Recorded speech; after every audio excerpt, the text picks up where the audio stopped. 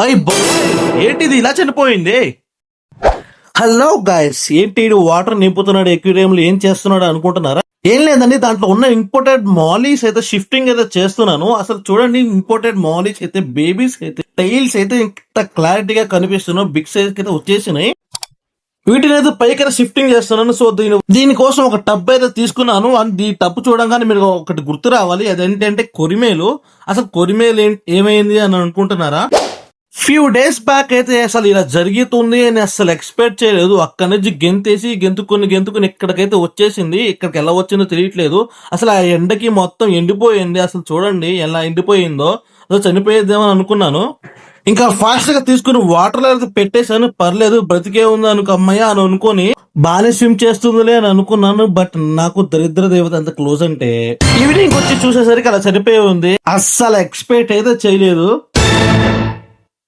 ఇక చేసేదేం లేక ఎందుకు సూసైడ్ చేసుకుందో, అసలు ఏం గుర్తొచ్చిందో ఏమో తెలియదు. మళ్ళీ అక్కడ ఉన్నా కూడా అదే చనిపోయేది.